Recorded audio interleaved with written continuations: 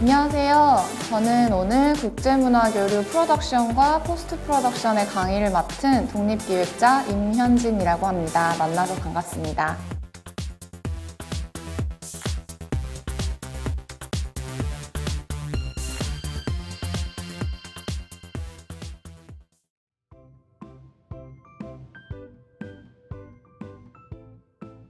먼저 강의에 들어가기에 앞서서 한 가지 질문을 드리려고 해요. 우리가 국제교류를 하게 될 때 그 프로덕션에 참여하는 사람들, 당사자와 파트너는 누구일까요? 가장 쉽게 먼저 떠올릴 수 있는 거는 극장과 공연장, 그리고 축제와 행사들이겠고요.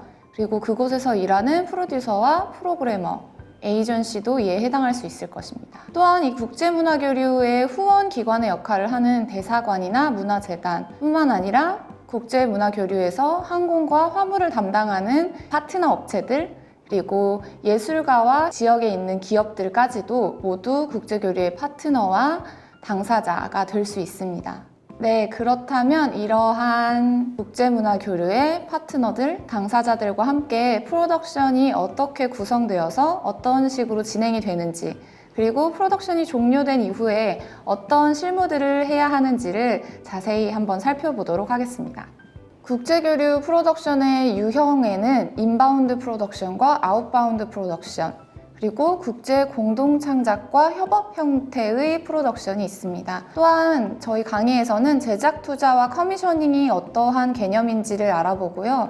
투어 공연이라는 국제교류에서 빼놓을 수 없는 요소에 대해서도 짚고 넘어가도록 하겠습니다. 최근 많이 대두되고 있는 온라인 교류도 국제교류 프로덕션의 한 유형으로서 살펴볼 예정입니다. 이어서 국제교류 프로덕션의 단계별 실무에서는 순차적으로 입국에서부터 스텝 회의, 화물의 반입, 셋업과 리허설, 그리고 공연을 진행하고 기록하는 과정, 철수와 화물 상차, 그리고 귀국에 이르기까지의 프로덕션의 단계들을 하나씩 살펴볼 예정이고요. 프로덕션이 끝난 이후도 굉장히 중요하죠. 어떻게 정상과 결과 보고를 하게 되는지, 화물들을 다시 받아서 이후 관리는 어떻게 이어서 하게 되는지에 대해서 함께 살펴보도록 하겠습니다.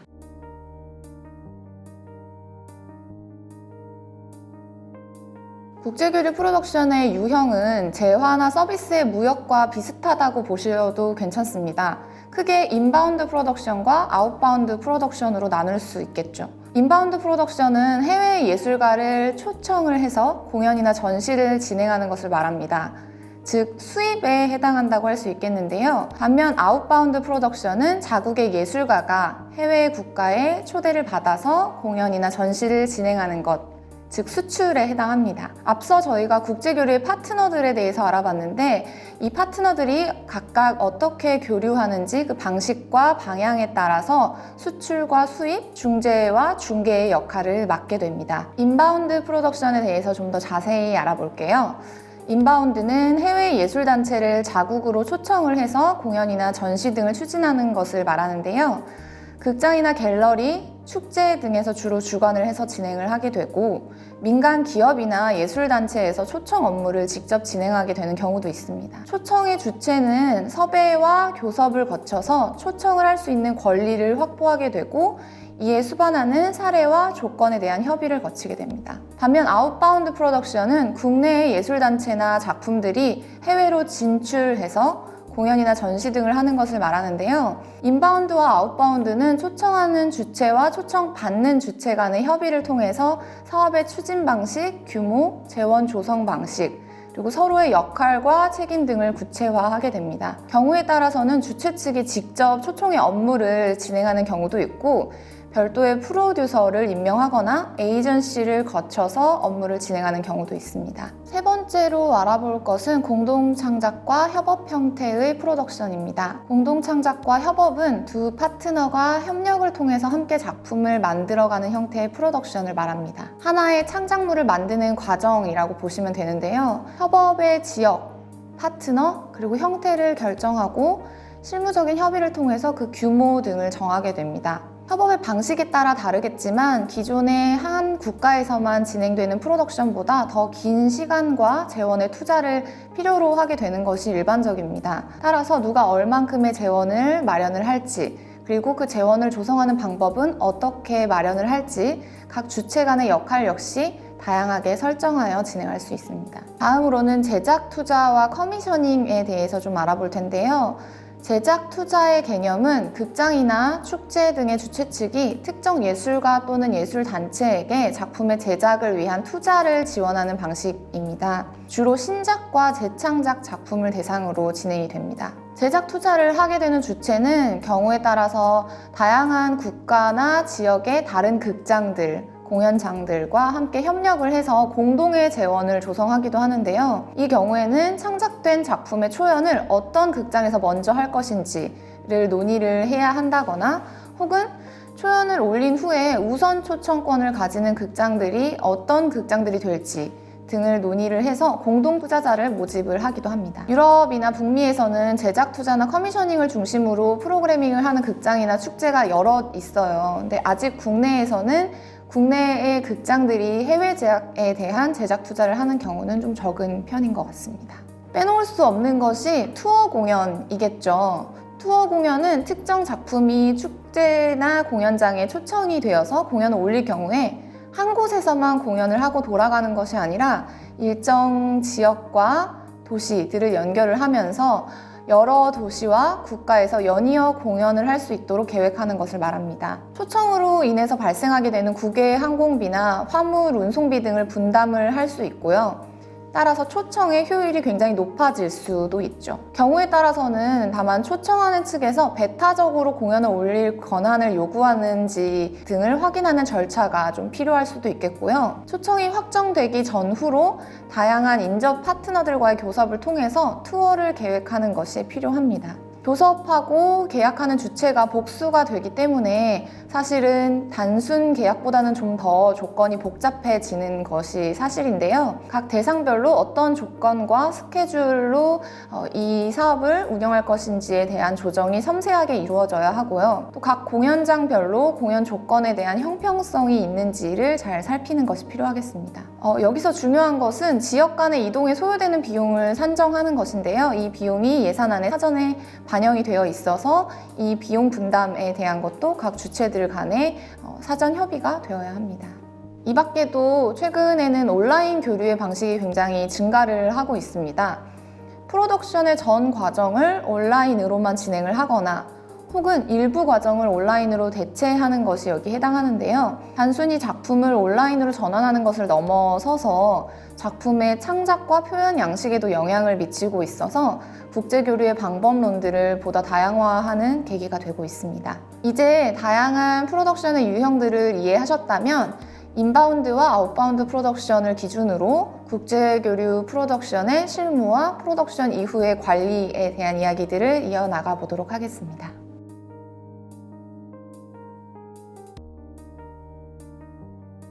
국제교류 프로덕션의 단계별 실무에 대해서 알아보도록 하겠습니다. 먼저 입국입니다. 입국을 하게 되면 제일 먼저 입국 심사를 거치게 됩니다. 이때 국가별로 비자나 취업 허가서 등의 작성이 필요한 경우가 있는데요. 필요한 서류가 어떤 것이 있는지, 어떤 종류를 어떻게 발급받아야 하는지 등은 교섭 단계에서 사전 협의를 통해서 확인하시는 것이 굉장히 중요합니다. 때에 따라서 발급 비용 등이 발생할 경우도 있고 이때에는 이를 예산에 포함을 시켜두는 것이 필요합니다. 비자 발급 비용이나 서류의 그런 발급 비용들을 누가 부담하는지는 사전 협의에 따라서 결정이 되고요. 경우에 따라서 극장이나 공연장으로부터 받은 공식 초청장, 행사의 소개 자료, 주최 측 담당자의 연락처 등이 있으시다면 이것을 지참하고 있을 경우에 입국 심사 시에 도움이 될 수 있습니다.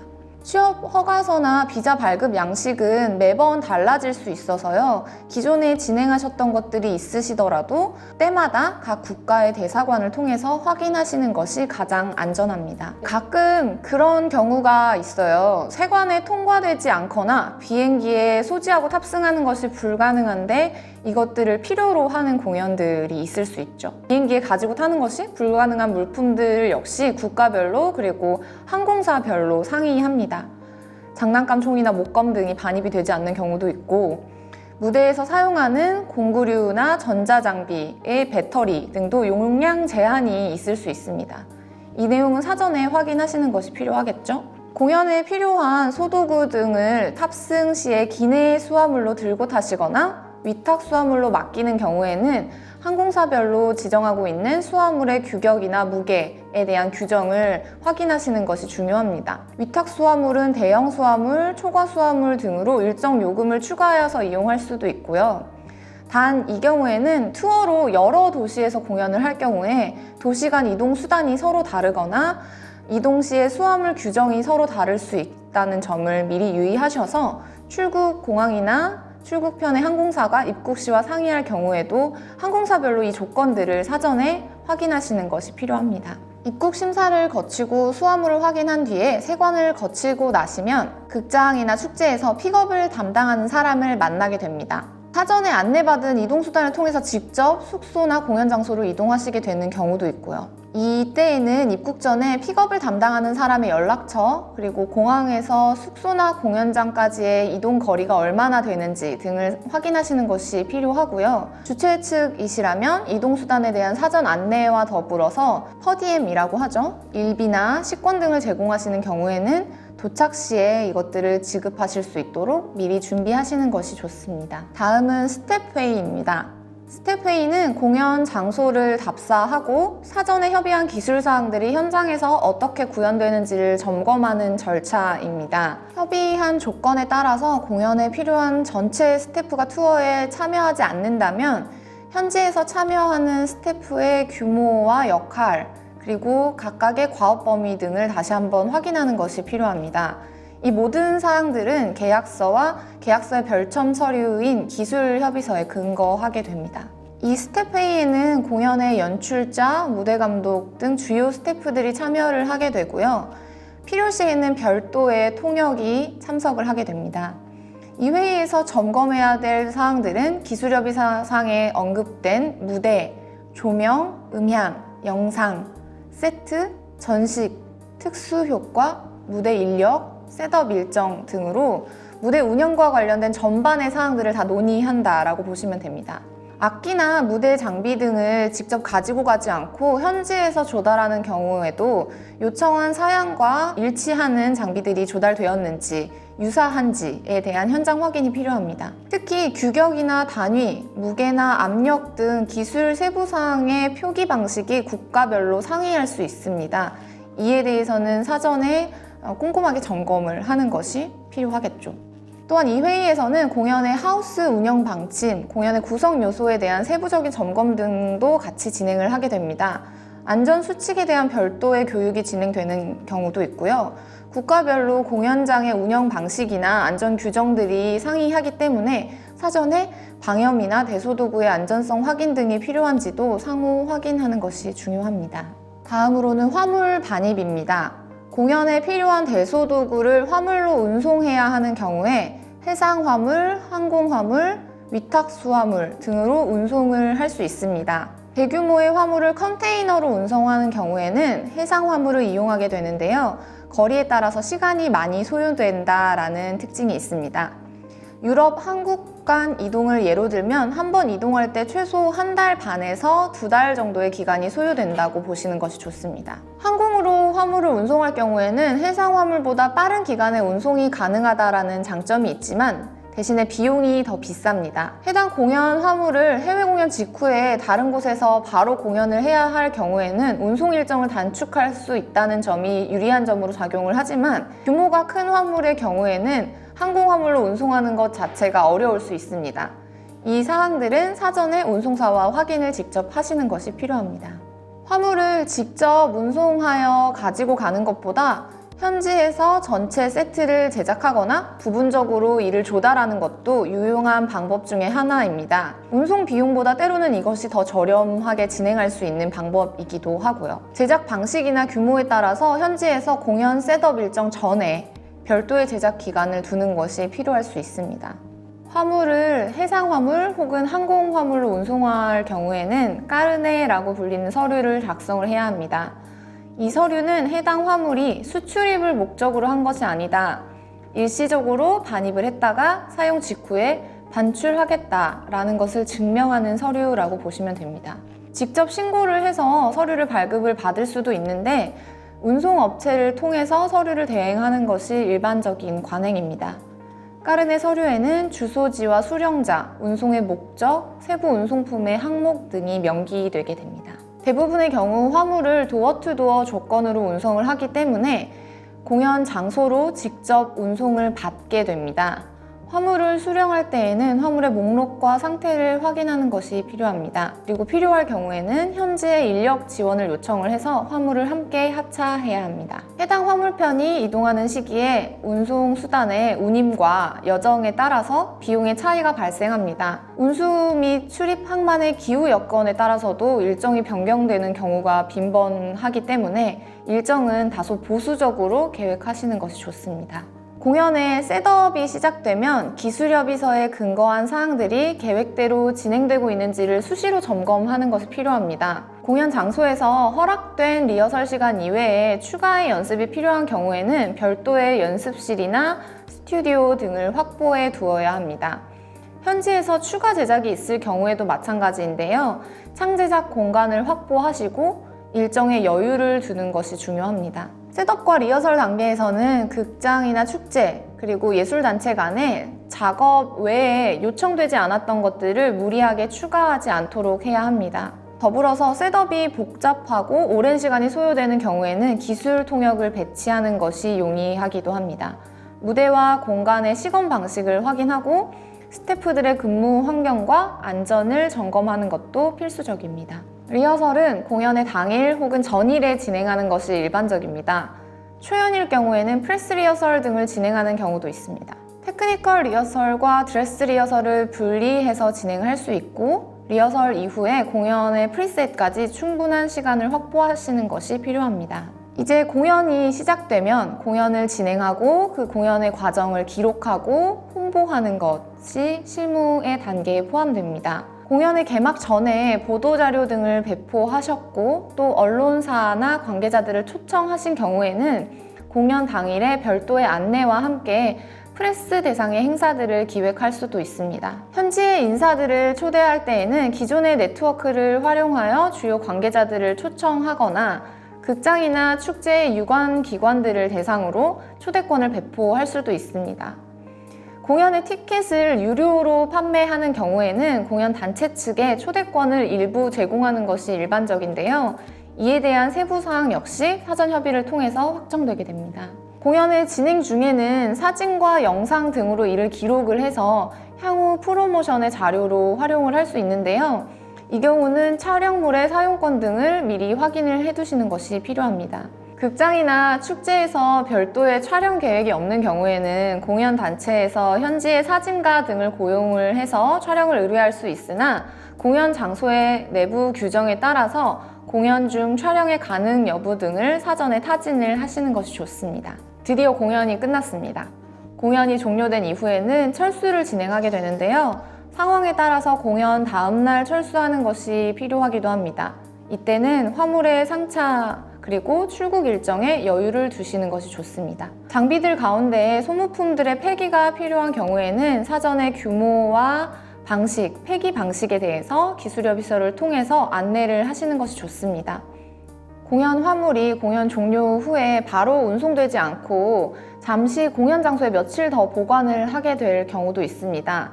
이때는 보관에 대해서 사전 협의를 하시고 보관 장소가 어디인지를 확인하시고 화물의 상차를 직접 관리하실 수 없다면 책임자가 누구인지 등을 확인하시는 것이 필요합니다. 공연 화물을 자국으로 바로 가지고 돌아오는 경우에는 화물이 상차되는 것까지 직접 확인하시는 편이 좋습니다. 이제 모든 과정을 마무리하셨다면 귀국만 남았는데요. 귀국 전에 현지에서 정산을 완료해야 될 것들이 있다면 미리 챙기는 것이 필요합니다. 항공편에 변동사항이 있는지도 확인을 하시고 공항까지의 환송 차량 계획, 그리고 수화물의 변동사항이 있지는 않는지 등이 점검 요소에 해당합니다. 극장이나 축제 등에 반납해야 될 물품들이 있다면 사전에 반납을 하고 숙소 체크아웃 등 시간에 여유를 두고 공항으로 출발하시는 것이 좋습니다.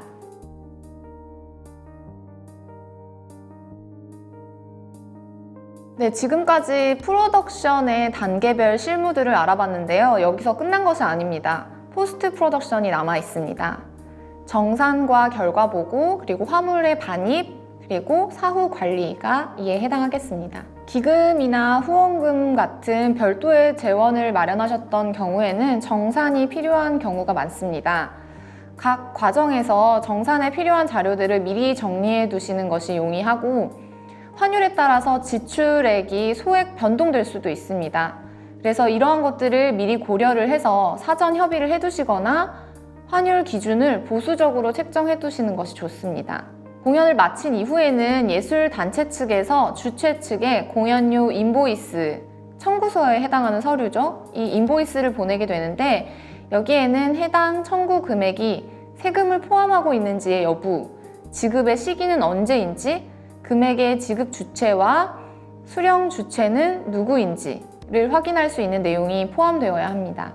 해외 공연료나 제작비 등을 송금할 경우에는 각 국가 간의 조세 조약을 통해서 과세 및 비과세 조건과 해당 여부를 확인해야 합니다. 운송 방식에 따라 화물이 자국으로 돌아오게 되면 이를 수령을 하여 내용물의 하자 여부를 확인하는 것이 필요합니다. 해당 확인 절차가 모두 완료된 후에 지급의 의무를 지닌 주체가 운송료를 운송업체에 지급을 합니다. 운송료 지급은 규모나 방식에 따라서 성금을 필요로 할 수도 있습니다. 이 사항들은 사전 협의를 통해서 운송 협약을 체결하여서 확정합니다. 리뷰나 보도 기사 등이 있을 경우에는 이를 적극적으로 활용하여서 사후 홍보를 진행할 수 있습니다. 사진이나 영상 자료가 있으시다면 이를 포함해서 투어 실적들을 좀 더 보여줄 수 있는 포트폴리오를 다시금 만드시는 것도 좋고요. 해당 공연을 진행하고 나서 새로이 알게 된 권역의 담당자 등의 연락망을 업데이트를 해서 리스트업을 하시는 것도 필요합니다. 현지의 관심사와 동향을 이해하는 것을 바탕으로 지속적으로 연결을 유지하는 것이 중요합니다. 이 사후 관리의 단계에서는 해당 프로덕션의 종료가 또 다른 프로덕션으로 이어질 수도 있기 때문에 어떻게 보면 굉장히 중요한 단계라고 생각을 하시면 되겠습니다.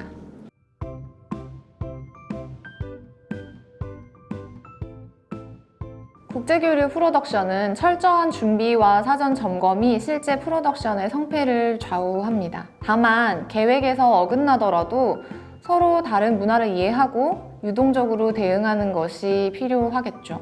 예기치 못한 변화가 있더라도 당황하지 않으려면 서로의 신뢰가 필수적입니다.